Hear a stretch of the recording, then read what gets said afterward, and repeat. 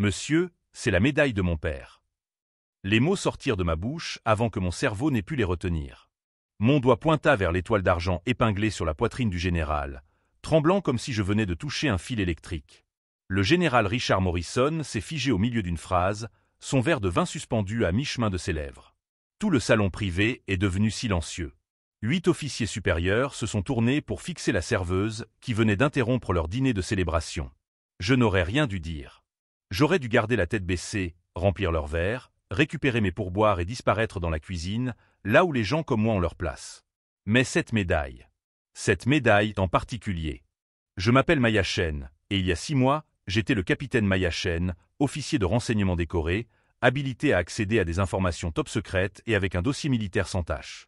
Aujourd'hui, je suis la femme invisible qui remplit les verres d'eau au Morrison's Steakhouse, dans le centre-ville de Washington DC, vêtue d'un uniforme 2 tailles trop grand et d'un badge portant le nom May. Car même mon prénom complet me semblait trop révélateur. Le visage du général avait perdu toute couleur. Pardon. Ma main pointait toujours du doigt. Je l'ai baissée de force, mais mes yeux sont restés rivés sur cette médaille. Une étoile d'argent avec une rayure distinctive sur le bord inférieur gauche. Je reconnaîtrais cette marque n'importe où. Je l'avais suivie du doigt 1000 fois quand j'étais enfant. Je m'excuse, monsieur. C'est juste que cette médaille ressemble exactement à celle que mon père a reçue. Beaucoup de soldats reçoivent des étoiles d'argent, dit Morrison, mais sa voix avait désormais un ton sec. Aigu. Défensif. Ce n'est pas rare. Celle-ci a une rayure. Juste là. Je m'approchai, enfreignant toutes les règles qui imposent au personnel de garder une distance appropriée avec les invités. En forme de croissant de lune. L'oxygène semble quitter la pièce. Morrison leva la main pour couvrir la médaille. Trop tard. Trop évident. Les autres officiers échangèrent des regards, leur dîner de célébration se transformant en quelque chose de complètement différent. « Quel était le nom de votre père » demanda un colonel assis au bout de la table, se penchant en avant avec un intérêt soudain. « Le capitaine David Chen. Il est mort en Afghanistan en 2019. » Ces mots avaient un goût métallique dans ma bouche. Un incident de tyrannie. Du moins, c'est ce qu'ils nous ont dit. Morrison se leva brusquement, sa chaise raclant le parquet. C'est tout à fait inapproprié. Je dois parler à votre responsable. Mais je ne reculerai pas. Pas cette fois. Pas après 6 mois passés à fuir, à me cacher, à me faire toute petite. Pas après tout ce que j'avais découvert avant de disparaître de mon ancienne vie. La médaille de mon père a été remise à ma mère lors de ses funérailles, ai-je poursuivi, d'une voix calme malgré le séisme qui secouait ma poitrine. Elle l'a conservée dans une vitrine dans notre salon pendant 3 ans. Puis, un jour, elle a disparu. Tout simplement. Elle a pensé l'avoir égarée lors d'un déménagement. Elle a passé des semaines à fouiller la maison pour la retrouver. Jeune fille, vous devez partir. Tout de suite. Le visage de Morrison était passé du pâle au rouge. Cette rayure est apparue quand j'avais 7 ans. J'ai fait tomber la vitrine en jouant dans le bureau de mon père. J'avais tellement peur d'avoir abîmé quelque chose de précieux. Papa a simplement ri et m'a dit que cela rendait la médaille unique. Il m'a dit qu'il pourrait toujours reconnaître sa médaille grâce à cette petite lune croissante. L'un des officiers subalternes sortit son téléphone. Un autre murmura quelque chose à l'oreille de son voisin. La tension dans la pièce avait changé. Ce n'était plus seulement une scène embarrassante. C'était autre chose. Morrison s'approcha de moi et, pour la première fois, je vis quelque chose de dangereux passer sur son visage. Ce n'était pas le général raffiné qui souriait aux caméras. C'était quelque chose de plus profond. Quelque chose qui avait été caché pendant des années. « Vous portez une accusation grave », dit-il calmement. « Comprenez-vous les implications » Je comprenais parfaitement. J'avais passé les 6 derniers mois à comprendre. Depuis que j'étais tombé sur des dossiers classifiés que je n'étais pas censé voir. Depuis que j'avais commencé à relier les points qui menaient à une vérité que personne ne voulait voir révélée. Depuis que j'avais réalisé que la mort de mon père n'était pas du tout un tir ami. C'était un meurtre. Et l'homme qui portait sa médaille avait donné l'ordre. « Je ne porte pas d'accusation », dis-je en le regardant dans les yeux. « J'identifie des biens volés. » Le gérant du restaurant apparut dans l'embrasure de la porte, appelé par la demande précédente de Morrison. « Y a-t-il un problème ici ?» Tout était un problème. Tout était un problème depuis le jour où ils avaient remis à ma mère un drapeau plié et un mensonge. Depuis le jour où j'avais rejoint l'armée pour honorer un héros qui avait été trahi. Depuis le jour où j'avais découvert que l'héroïsme ne signifiait rien lorsque des hommes puissants avaient besoin d'un bouc émissaire. Morrison redressa son uniforme, retrouvant son sang-froid. Cette serveuse harcèle mes invités. Je veux qu'elle soit immédiatement renvoyée. Mais le colonel qui avait demandé le nom de mon père se leva. En fait, Richard, je pense que nous devrions l'écouter. Parce que j'ai servi avec David Chen. Et je me souviens de cette médaille. Je me souviens de cette rayure. La salle s'est mise en ébullition. Morrison a saisi son téléphone. Le directeur a protesté avec véhémence. 2 officiers se sont levés de leur siège.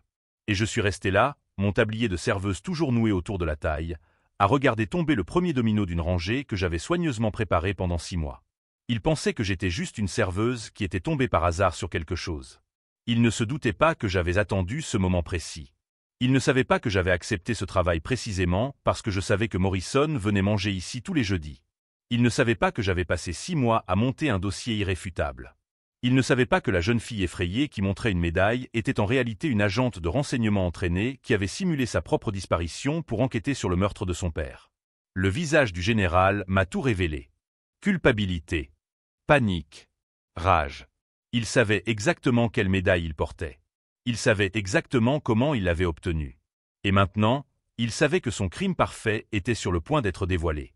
Si vous voulez découvrir comment la fille d'un héros décédé a fait tomber un général corrompu, vous voudrez rester pour voir la suite. Car Morrison avait passé des années à bâtir sa carrière sur la tombe de mon père. Et j'avais passé 6 mois à me préparer à l'enterrer en retour. La voix du colonel James Patterson a coupé court au chaos. Tout le monde s'assoit. Maintenant. L'autorité dans son ton a même fait hésiter Morrison. Patterson était un militaire de la vieille garde, du genre à avoir gagné le respect grâce à des décennies de service réel, et non à des jeux politiques. Richard, enlève la médaille. C'est absurde. Enlève-la. La main de Morrison tremblait tandis qu'il détachait la Silver Star. La rayure reflétait la lumière. Ce croissant de lune qui avait hanté mon enfance. Patterson tendit la main. Morrison la lui remit comme s'il s'agissait d'une arme confisquée. J'ai remis cette médaille à David Chen en personne, dit Patterson en l'examinant sous le lustre. Octobre 2018. Province de Kandahar. Il avait extrait un traducteur blessé sous un feu nourri. Son regard croisa le mien. Tu avais 7 ans. Une robe jaune. Tu as pleuré pendant 20 minutes quand tu as laissé tomber la mallette. Ma gorge se serra. Il s'en souvenait. Alors comment une médaille qui appartient à une veuve s'est-elle retrouvée sur ta poitrine, Richard? Morrison perdit son sang-froid. Je l'ai achetée. À un marchand de souvenirs militaires. Je ne connaissais pas son origine. Le mensonge flottait dans l'air comme un fruit pourri. Ce que Morrison ignorait, c'est que j'avais déjà retracé son histoire. Il y a 3 mois, je m'étais introduit dans son bureau à domicile. J'avais tout photographié. Des relevés bancaires indiquant un versement de $15 000 à ma tante Linda. 2 mois après les funérailles de papa. Linda, croulant sous les dettes de Jolinda, qui avait les clés de la maison de maman. Linda, qui était venue juste avant la disparition de la médaille. Morrison avait acheté l'honneur de mon père à une femme désespérée qu'il avait volée à sa sœur en deuil. Mais la médaille n'était qu'un appât. J'ai les reçus, dit Morrison en cherchant son téléphone. La preuve d'achat. Alors vous ne verrez pas d'inconvénient à ce qu'on vérifie, dit le major Thompson, assis au bout de la table. Il avait servi sous les ordres de Morrison en Afghanistan. Il était là le jour où mon père est mort. Je regardais Thompson se tortiller. Il savait quelque chose. Mais, dit Patterson en utilisant mon faux nom, des accusations comme celle-ci sont graves. Si vous vous trompez. Je ne me trompe pas, je sortis mon téléphone. Et il ne s'agit pas seulement de la médaille. Le visage de Morrison changea. Il était maintenant vraiment effrayé. De quoi parlez-vous? Je sortis une photo. Rapport de mission classifié. Opération Silent Thunder. Mars 2019. Les yeux de Patterson s'écarquillèrent. Comment avez-vous eu accès à cela? J'étais capitaine Maya Chen, des services de renseignement de l'armée, jusqu'à il y a 6 mois. Passé composé délibéré. J'ai accédé à ces fichiers avant de démissionner. Un mensonge. J'avais piraté le système. Mais il ne pouvait pas le prouver. Morrison s'est levé. C'est fini. Je m'en vais. Asseyez-vous, général. La voix de Patterson est devenue glaciale. Parce que si elle a ce que je pense qu'elle a, vous n'irez nulle part. Le rapport détaillait une frappe qui avait tué 3 combattants talibans et un Américain. Tir ami. Rupture de communication. Accident tragique. La victime américaine, le capitaine David Chen. Mon père n'a pas été tué par un tir-ami, dis-je. Il a été exécuté parce qu'il avait découvert un trafic d'armes. Du matériel américain vendu à des insurgés. Il avait tout documenté. La pièce se refroidit. Attention, m'avertit Morrison. Vous portez des accusations qui pourraient vous détruire. Vous avez déjà détruit ma vie. Je m'approchai. Vous avez tué mon père. Vous avez volé sa médaille. Vous avez bâti votre carrière sur les missions qu'il a menées pendant que vous étiez assis dans vos bureaux climatisés. Thompson était devenu pâle, les yeux fixés sur la table. Major Thompson, me suis-je adressé à lui. Vous étiez l'observateur. Vous avez confirmé la cible. Vous avez transmis les coordonnées par radio. J'avais mémorisé chaque détail. Mais ces coordonnées ne correspondaient pas à une position talibane. Elles correspondaient au bâtiment où mon père rencontrait sa source. Thompson s'est levé si brusquement que sa chaise s'est renversée. Je suivais les ordres. Cette confession a fait l'effet d'une grenade. Morrison a fermé les yeux. Tout s'écroulait. Les ordres de qui? A demandé Patterson. Tout le monde connaissait la réponse. J'avais préparé ce moment pendant 6 mois. 6 mois à faire des doubles journées, à observer les habitudes de Morrison. 6 mois à rassembler des preuves qui ne pouvaient être ignorées. J'avais interrogé le traducteur de mon père, celui que papa avait sauvé, celui qui lui avait fourni les informations sur le trafic. J'avais retrouvé 3 soldats qui avaient été témoins de la corruption de Morrison. Des relevés bancaires. Des rapports de mission. Des registres de communication. J'avais tout. Morrison me regarda avec une haine pure. Vous n'avez aucune idée de ce que vous avez fait.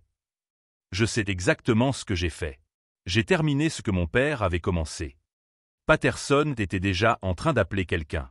Les autres officiers regardaient Morrison comme s'il s'était transformé en quelque chose de dangereux. Vous ne pouvez rien prouver, dit Morrison. Vous n'êtes qu'un officier déshonoré qui nourrit de la rancœur. Accès illégal à des fichiers. Harcèlement. Personne ne vous croira.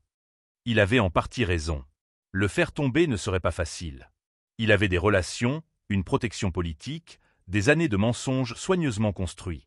Mais il avait commis une erreur cruciale. Il avait sous-estimé la fille de l'homme qu'il avait assassiné. Ce que Morrison ignorait, c'est que je n'étais pas venu seul. Que chaque mot prononcé dans cette pièce était enregistré. Que 3 journalistes attendaient dehors avec des copies de tout ce que j'avais rassemblé. Que le véritable piège n'avait pas encore été déclenché. Vous pensez que cela se terminera par une médaille? Demandai-je à Morrison. Vous pensez que je suis venu ici avec seulement une accusation? Patterson était toujours au téléphone, à l'écoute. Thompson avait la tête entre les mains. Les autres officiers attendaient de voir comment cela allait se terminer. Il y a 6 mois, je n'ai pas seulement démissionné des services de renseignement de l'armée. J'ai disparu. Je me suis effacé. J'ai déménagé cette fois. J'ai appris à devenir un fantôme. Morrison plissa les yeux. Tu sais ce qui est utile quand on est invisible? On peut aller partout. Voir des choses. Prendre des choses. J'avais été remarqué 3 fois. Les services de renseignement militaire avaient signalé des schémas d'accès inhabituels. Mais à ce moment-là, j'avais déjà téléchargé ce dont j'avais besoin et j'avais disparu. Le 15 janvier. Réunion des entrepreneurs de la défense à Crystal City. Ritz-Carlton, chambre 847. Je vis son visage pâlir. Vous avez rencontré Marcus Webb de Titan Défense System. Vous avez discuté des fusils M4 qui ont fini entre de mauvaises mains à Kandahar. Vous mentez. Le 3 février. Aérodrome privé en Virginie. Vous avez supervisé un transfert de fret sans documentation. Je lui ai montré une photo. Morrison serrant la main d'un marchand d'armes. J'étais l'agent d'entretien qui nettoyait le hangar. Vous êtes passé juste à côté de moi. Il m'a reconnu. Combinaison, casquette de baseball, pas de maquillage. Invisible. Le 27 mars. Votre bureau à domicile. Le coffre-fort derrière le tableau représentant la plage de Normandie. La combinaison et la date de naissance de votre fille à l'envers. J'ai fait une pause. Les détecteurs de mouvement ont un angle mort près de la bibliothèque. Patterson a interrompu son appel. Tout le monde me regardait. À l'intérieur de ce coffre-fort, toutes les transactions, toutes les expéditions, tous les paiements. Vous avez conservé ces documents comme assurance contre vos partenaires. Je souris sans chaleur. J'ai tout photographié. 3 heures dans son bureau. Les mains crispées. Les yeux brûlants. 1700 pages documentées. Le trafic a commencé modestement. Du matériel excédentaire. Puis vous êtes devenu cupide. Vous avez commencé à détourner des expéditions actives. Ma voix se durcit. Et mon père l'a découvert. Il était votre officier de communication. Il a remarqué les incohérences. Thompson poussa un cri de douleur. Alors vous l'avez fait tuer. Vous avez fait croire à un tir ami. Ce ne sont que des spéculations, dit faiblement Morrison. Rien qui tiendrait la route. Devant un tribunal militaire? Peut-être pas. Je rangeais mon téléphone. Mais je ne vais pas comparaître devant un tribunal militaire. Patterson comprit avant Morrison. 3 journalistes sont dehors en ce moment. Le Washington Post, New York Times, ProPublica. Ils ont tout depuis 2 semaines. Ils vérifient leurs sources. Ils construisent leur article. Morrison se jeta en avant. 2 officiers le rattrapèrent. Vous ne pouvez pas, c'est confidentiel. Vous irez en prison. Peut-être. Mais vous y irez avant moi. Et tout le monde le saura. Les préparatifs avaient tout consumé. 60 heures par semaine pour maintenir ma couverture tout en enquêtant. 4 heures de sommeil. J'ai appris à crocheter des serrures sur YouTube. À contourner les systèmes de sécurité sur des forums de hackers. À suivre des suspects grâce à de vieux manuels de la CIA. J'étais devenu quelqu'un que mon père ne reconnaîtrait pas. Hamid Nazari, le traducteur que papa a sauvé, je l'ai trouvé dans le Michigan. Il m'a tout raconté sur les transferts d'armes. Les réunions. Les dossiers que mon père avait conservés. 11 heures de route. 3 jours pour gagner sa confiance. Il a pleuré en me racontant ce qui s'était passé. Les 3 soldats qui ont été témoins de ta corruption, le lieutenant Martinez en Allemagne. Le sergent est au Texas. Le capitaine Liu à West Point. Je les ai comptés. Ils ont tous accepté de témoigner. Ils en ont assez de se taire. Chaque entretien a pris des semaines à organiser. Et tante Linda? Elle a avoué. Elle a signé une déclaration sous serment. Tu lui as versé 15 000 $ pour la médaille de mon père. Elle témoignera sur la façon dont tu l'as contactée. Linda a pleuré pendant 2 heures. Mais elle a signé. Morrison était acculé, haletant. Pourquoi ne pas être allé voir les autorités? Je l'ai fait. Ces mots avaient un goût amer. Il y a 10 mois.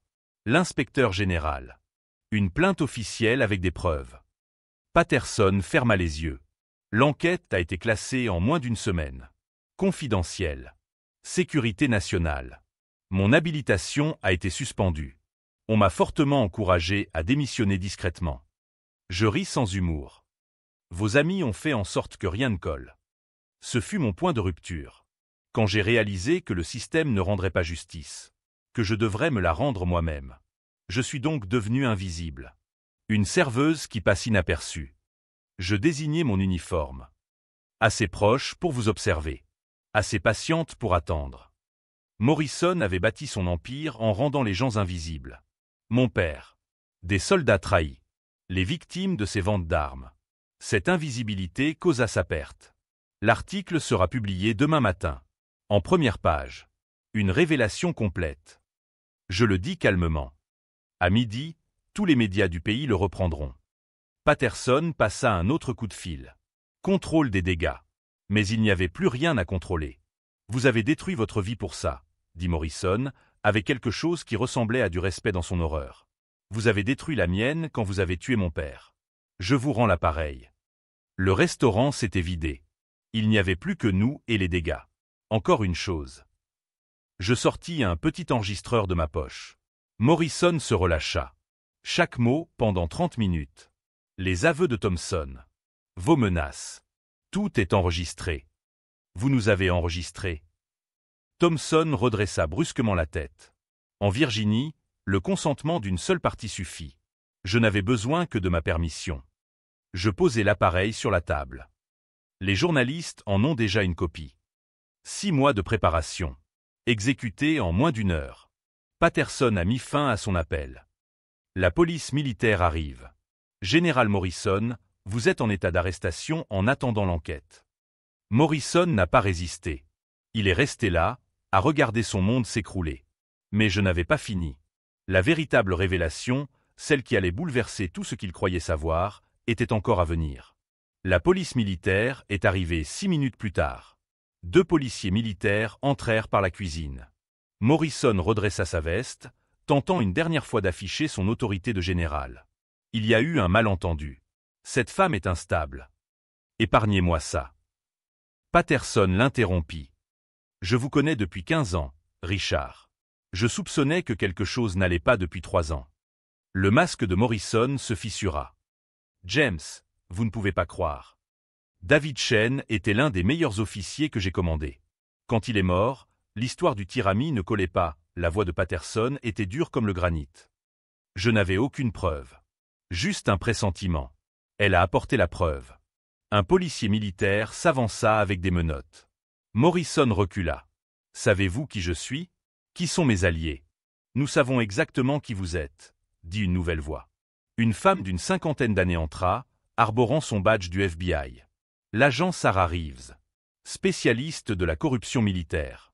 Général Morrison, je vous place en état d'arrestation fédérale pour complot, trafic d'armes et meurtre. Morrison devint livide. Fédéral? C'est militaire. Cela a cessé d'être militaire lorsque vous avez vendu des armes à des entités étrangères. C'est de la trahison. J'avais contacté Reeves 2 mois auparavant. Je lui avais fourni des preuves pièce par pièce. Elle avait monté un dossier parallèle, attendant ce moment.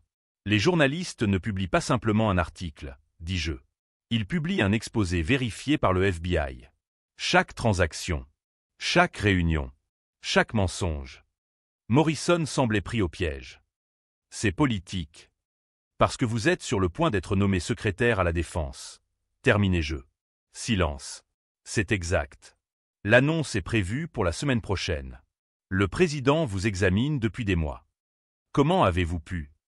Votre assistante est une mère célibataire qui cumule 2 emplois. J'ai payé 3 mois de loyer pour obtenir votre agenda et vos emails. Sans fierté. Sans honte non plus. Elle n'a aucune idée de l'usage qui serait fait de ces informations. Secrétaire à la Défense. Des milliards de dollars de dépenses militaires sous son contrôle. Le véritable objectif n'était pas de couvrir des crimes passés, mais de se positionner pour en commettre de plus graves. Le président doit être mis au courant, a déclaré Patterson en composant un numéro. Il le saura dans 3 heures, lorsque l'affaire sera révélée, a répondu Reeves. Les copies préliminaires seront publiées à minuit. J'ai regardé ma montre. Il était 21h47. Morrison s'est tourné vers Thompson. Robert, dites-leur que c'est insensé. Vous savez ce qui s'est réellement passé. Thompson leva son visage baigné de larmes. Je sais exactement ce qui s'est passé. Vous m'avez ordonné d'appeler les coordonnées de l'emplacement du capitaine Chen. Vous avez dit qu'il était compromis, qu'il avait été retourné par l'ennemi. Je protégeais la sécurité opérationnelle. Vous vous protégiez vous-même. La voix de Thompson se brisa. David n'était pas compromis. Il avait découvert votre opération. Il m'avait montré des preuves la veille. Il avait dit qu'il allait la dénoncer. Une autre confession. Un autre clou. J'avais peur. Je pensais que si je suivais les ordres, tout cela prendrait fin. Thompson me regarda. J'ai vécu avec cela tous les jours pendant 5 ans. Votre père était un homme bon. Il méritait mieux. Je suis désolé. Je voulais le détester. Une partie de moi le détestait. Mais la culpabilité l'avait déjà détruit. Il vivait dans sa propre prison. Vous allez témoigner. Surtout. La porte d'entrée s'ouvrit. 3 journalistes entrèrent, signalés par mon message lorsque les policiers militaires arrivèrent. Général Morrison, dit le journaliste du Washington Post, l'enregistreur en marche. Souhaitez-vous commenter les allégations de trafic d'armes et de meurtre? Morrison perdit son sang-froid. Pas physiquement, les policiers militaires étaient présents. Mais verbalement, avec un venin pur. Vous vous prenez pour un héros? Vous êtes entré par effraction chez moi. Vous avez piraté des systèmes classifiés. Vous avez soudoyé des employés. Vous êtes un criminel. Oui, répondis-je simplement. Je le suis. Cet aveu le choqua davantage que s'il avait nié. J'ai enfreint la loi. À plusieurs reprises. Je serai probablement poursuivi. Je m'approchai. Mais cela ne me dérange pas. Parce que mon père en vaut la peine. La vérité en vaut la peine. Reeves fit signe aux policiers militaires. Ils s'avancèrent. Richard Morrison, vous avez le droit de garder le silence. Les droits Miranda résonnèrent parmi les bouteilles de vin et les verres en cristal de ce restaurant chic. Morrison ne résista pas aux menottes. Mais son regard me transperçait. Ça ne tiendra pas. Mes avocats détruiront toutes les preuves. Fruit de l'arbre empoisonné. Peut-être. Mais l'histoire sera diffusée dans 2 heures. D'ici demain matin, tout le pays sera au courant. Même si vous échappez aux poursuites, votre carrière est terminée. Votre nomination est morte. Votre réputation est détruite. C'était là la véritable punition. L'exposition. Que tout le monde sache ce qu'il avait fait. Qui il était vraiment. Les journalistes tapaient sur leur téléphone, informant leur rédacteur en chef. Patterson appela le Pentagone. Les officiers restèrent assis, stupéfaits. Le téléphone de Reeves vibra. Elle sourit. L'inspecteur général vient de rouvrir l'enquête sur la mort du capitaine Chen. Une enquête complète. Enfin, 10 mois après ma première tentative pour les convaincre. Morrison s'arrêta à la porte. Il se retourna. Votre père aurait honte de ce que vous êtes devenu. Ces mots m'ont frappé comme une balle. Pendant une seconde, je n'ai plus pu respirer. Puis j'ai retrouvé ma voix. Mon père m'a appris que certaines choses valent la peine de se battre. Que protéger les autres est plus important que se protéger soi-même. Que faire ce qui est juste n'est pas toujours ce qui est légal. J'ai touché l'espace au-dessus de mon cœur où mes médailles étaient autrefois accrochées.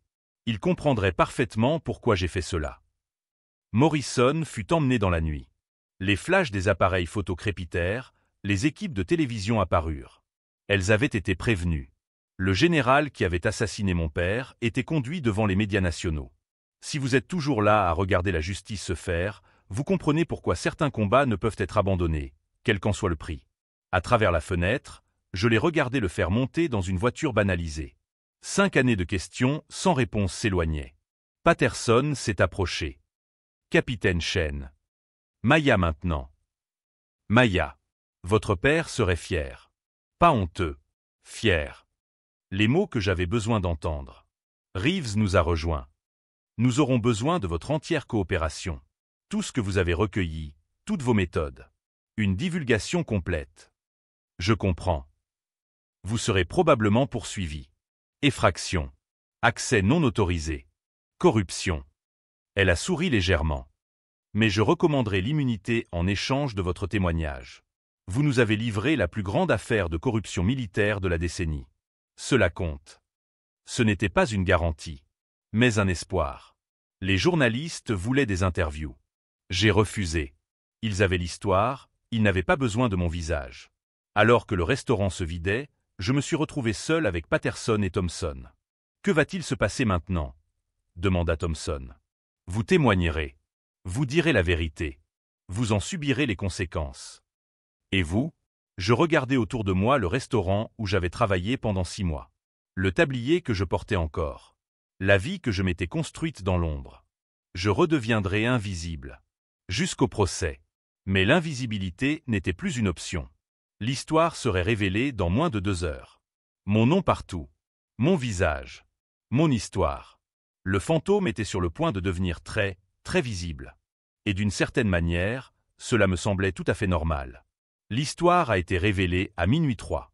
Je l'ai regardée depuis une chambre d'hôtel située à 5 km de là. J'ai vu mon visage apparaître sur les sites d'information à travers tout le pays. J'ai vu la carrière de Morrison s'effondrer en temps réel. À 2 heures du matin, la nomination au poste de secrétaire à la Défense a été retirée. À 4 heures du matin, les sénateurs ont demandé des audiences. Au lever du soleil, le visage de Morrison était partout, avec la mention « Arrêté » en dessous. Reeves a appelé à 6h15. Vous devez venir. Tout de suite. Le bureau local du FBI semblait irréel. Les agents me regardaient avec des expressions que je ne pouvais pas déchiffrer. Du respect? De la suspicion? Ce que vous avez fait est illégal, a déclaré Reeves dans la salle d'interrogatoire. Plusieurs crimes. 15 ans minimum si vous êtes poursuivi. Je sais. Mais les preuves sont solides. Elles ont été vérifiées de manière indépendante. Elle m'a glissé un document. Un accord d'immunité. En échange d'un témoignage complet. Je l'ai signé 6 heures plus tard. Coopération totale. Transparence totale. Chaque acte illégal documenté. Le prix, ma vie privée. Mon anonymat. Ma vie fantôme détruite à jamais. Le procès de Morrison a commencé 4 mois plus tard. J'ai témoigné pendant 3 jours. La défense m'a dépeinte comme une personne obsédée, instable, animée par le chagrin. Mais elle n'a pas pu expliquer les propres dossiers de Morrison. Les aveux de Thompson. Les témoignages des 3 soldats. Le récit détaillé de Hamid Nazari. Le jury a délibéré pendant 6 heures. Coupable de tous les chefs d'accusation. Morrison n'a montré aucune émotion. Il a simplement regardé droit devant lui, comme il avait fait lorsque j'avais pointé du doigt sa médaille volée. Peine, 25 ans de prison fédérale. Pas de libération conditionnelle avant 15 ans. Il aurait 73 ans avant de pouvoir demander sa libération. J'étais présent, mais je n'ai pas pris la parole. Le verdict disait tout. Alors qu'on l'emmenait, Morrison m'a regardé une dernière fois. Pas avec haine. Avec résignation. Comprenant que la serveuse invisible l'avait complètement détruit. Je n'ai rien ressenti. Pas de triomphe.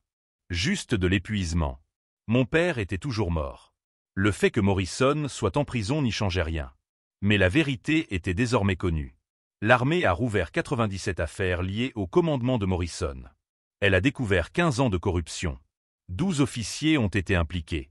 3 autres ont été arrêtés. Le réseau de trafic d'armes s'est effondré. Titan Défense System a perdu ses contrats gouvernementaux. Le système qui protégeait Morrison était démantelé pièce par pièce. Thompson a été renvoyé de l'armée pour conduite déshonorante et a purgé 2 ans de prison. Avant d'entrer en prison, il m'a écrit une lettre d'excuse de 10 pages. Je n'y ai jamais répondu. Mais j'ai gardé la lettre. Certaines blessures ne guérissent pas. Elles font partie de vous. Patterson a mis en place de nouveaux systèmes de surveillance. Il est devenu plus difficile pour les officiers corrompus d'agir dans l'ombre. Votre père aurait voulu que sa mort ait un sens, m'a dit Patterson. C'est son héritage. Un changement systémique. Peut-être. Ou peut-être que son héritage était plus simple. Une fille qui refusait de laisser son meurtre tomber dans l'oubli. 6 mois après la condamnation de Morrison, je me tenais devant la tombe de mon père au cimetière national d'Arlington. C'était la première fois depuis ses funérailles. Je l'ai eu, papa, ai-je dit doucement. Morrison est en prison. La vérité a été révélée. Tout le monde sait ce que tu as découvert. Ce que tu es mort en protégeant. Le vent soufflait dans les arbres. Quelque part, un clairon jouait la sonnerie aux morts. Je ne sais pas si tu serais fier de la façon dont j'ai procédé. Des lois que j'ai enfreintes. De la personne que je suis devenue. Ma voix s'est brisée. Mais je ne pouvais pas le laisser gagner. Je ne pouvais pas laisser ta mort être vaine. Je posai ma main sur le marbre froid. Je suis désolé d'avoir mis autant de temps. Je n'obtins aucune réponse. Seulement le vent, une musique lointaine et le poids de choix irréversibles. Mais debout là, je compris, la justice n'est pas propre. Elle est compliquée, confuse, et exige parfois de devenir quelqu'un que l'on n'aurait jamais pensé être. Parfois, cela signifie tout sacrifier, car l'alternative est de vivre dans le silence. Mon père m'a appris que protéger les autres est plus important que se protéger soi-même. Que la vérité vaut la peine de se battre. Que certaines batailles doivent être menées même si le prix à payer est dévastateur. Il m'a appris en le vivant. En mourant pour cela. Maintenant, je l'avais vécu aussi. Avec mes propres cicatrices. 3 semaines plus tard, une commission de contrôle du Congrès m'a proposé un poste de consultant. Concevoir des protocoles anticorruption pour les achats militaires. Utiliser mon expérience, légale et illégale, pour construire de meilleurs systèmes.